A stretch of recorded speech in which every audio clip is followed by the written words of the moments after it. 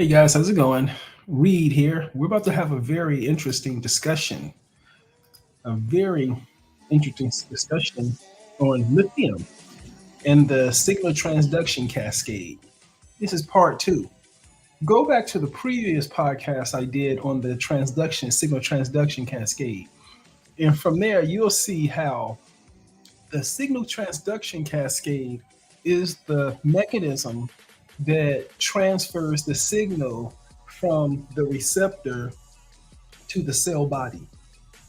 The ligand binds the receptor on the outside surface. That goes through a signal transduction cascade process, and then the product of that is sent to the cell body so the cell body can produce a response, which is typically a product that can likely be exported out the cell or placed on a cell membrane. Right? So it's important to know, and this is very important because what happens is that when you are treating patients and they have a partial response, that implies that you likely blocked all the receptors on the postsynaptic receptor. You blocked the majority of the receptors, and you're not getting the response you want. The problem is that it may be problems within the signal transduction cascade in and of itself. And guess what helps with that? Lithium. Lithium helps with the steps of the signal transduction cascade by making it work better, it perform better, and it increases more stability for the entire cell. So we're going to go through that. Lithium is a very important medication. Okay, let me see here. I got hot sauce and fish. I got fried fish and hot sauce in the back of my throat. Jeez.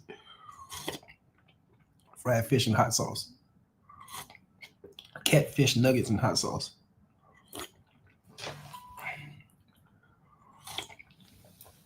Okay. Explain.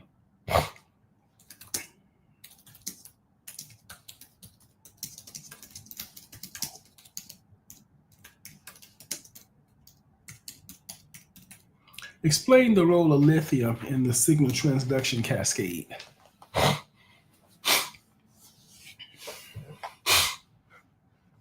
Okay. Lithium, widely used as a mood stabilizer in bipolar disorders, has multiple biochemical effects on signal transduction cascades in the brain. Its therapeutic effects range from modulating intracellular signaling rather than from direct effect on the neurotransmitter receptors, right? Its focus is not the receptor, it's the activities that happens after receptor bound.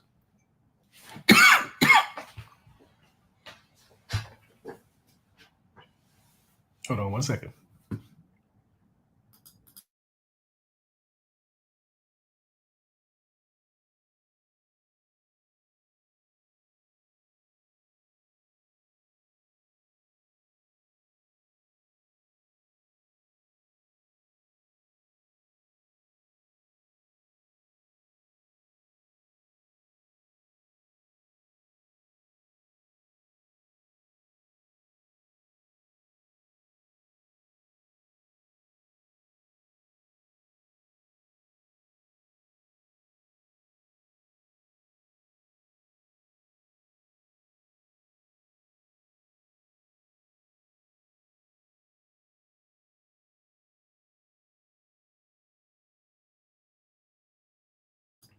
Jesus, sorry about that. I got catfish granules in the back of my throat.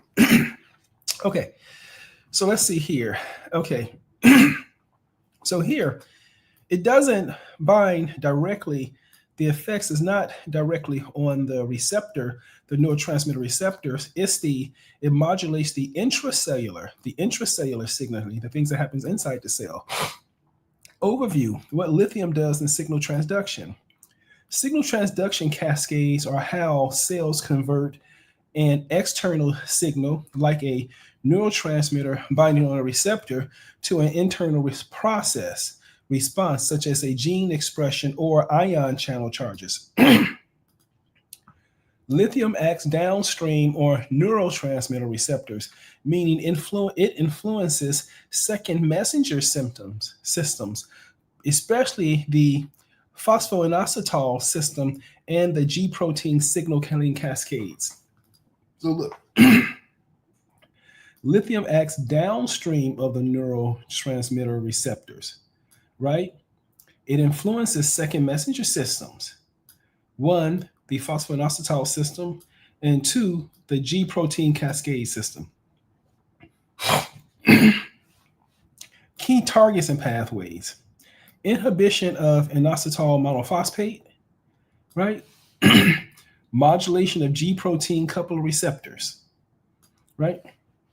And then C here, the effects on protein kinase pathways. Great. Inhibition of inositol phosphatase. Now, this is amazing. Basically, it prevents the recruitment of PIP1 so that you don't have enough PIP1 to make PIP3. Very interesting.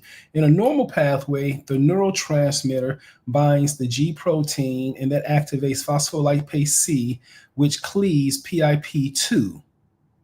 That produces PIP3 and DIG. Now, PIP3 releases intracellular calcium, right? Now, so remember, PIP2 is broken down into PIP3 and DAG, right? Now, this IP3 causes the release of intracellular calcium. Now, in sort of recycling, if we want to recycle IP, make more IP3, then we take inositol and we reuse it to make PIP2. Oh, wow.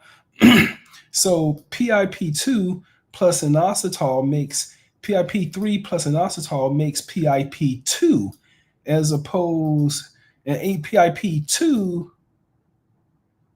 Okay. Skip that. Okay. So lithium roles. Lithium inhibits inositol monophosphatase and inositol polyphosphatase 1 phosphatase and blocks the recycling of inositol. So it blocks the recycling inositol.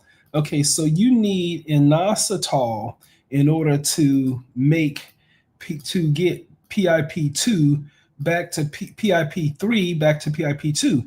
Like here's PIP3 right here, which is that, and you want to get back to PIP2, so you need inositol in order to get to PIP2, then it's cleaved again. Yeah. So lithium blocks the recycling of inositol. Okay, this leads to the depletion of PIP2, right? Right, PIP2 is cleaved there. So it leads to the depletion of PIP2, reducing signaling through G coupling receptors. So it decreases the production of PIP2 and depletes the production of PIP2, and therefore it reduces the signaling. Okay, great. That's the feedback. Okay. Reduced overactive signaling in circuits linked to mood dysregulation. This is known as inositol depletion hypothesis. It's really interesting. So, yeah. So basically depleting inositol. Okay. Modulation of G protein coupled receptors. Okay.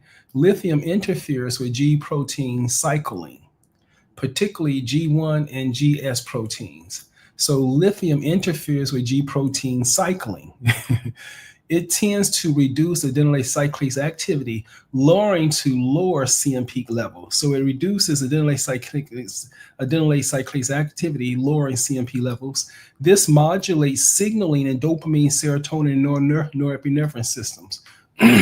Okay, so basically it interferes with G protein cycling and reduce adenylate cyclase activity, so less cyclic AMP, and so nothing's going to run as well. You basically turn the whole cell down by reducing the cyclic AMP.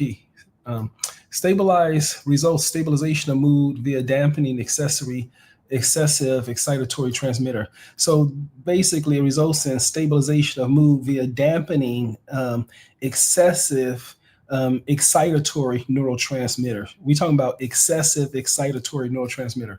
Okay, great. Next, effects on protein kinase pathways. Lithium inhibits glycogen synthase 3, a key enzyme in many cell signaling, including with insulin neurotropic signaling. Normal function GSK3 phosphorylates various transcription and cytokeratal proteins, often inhibiting growth and signal and plasticity signals. Lithium directly inhibits GSK3 by competing with magnesium binding sites. The results increase neuroprotection and synaptic plasticity, promotes BNDF signaling, and supports mood stabilization neurogenesis. Yeah. So it inhibits glycogen synthase 3, and this results in increased neuroprotective synaptic plasticity, promotes brain-derived neurotropic factor, and supports mood stabilization and neurogenesis. Yeah. Summary of effects in the cascade. So, okay, this is, okay, let me see here. The inositol pathway. Basically, lithium inhibits inositol recycling, and that decreases intracellular calcium signaling, right? In the cyclic AMP pathway, it reduces cyclic AMP production, and it results in less overstimulation of receptors. It targets the GSK3 pathway. It inhibits GSK3, and that leads to more neurotropic and neuroprotective signaling. And then here, this CREB and brain-derived neurotropic factor. It enhances via GSK3 inhibition. So you inhibit this, you get enhancement of these, and this increases neuroplasticity and mood stability. Lithium is a very, very important medication to use. And so I think you should probably consider it when you're managing your patients. And I think that's all I have for now. I think it's a pretty consistent discussion, but I think we got it. Well, please feel free to like, subscribe, and share. And if you have any questions about lithium, please feel free to leave them in the comment section, okay? Otherwise, it's been a pleasure talking to you guys. Read out. Take care, guys. Ciao.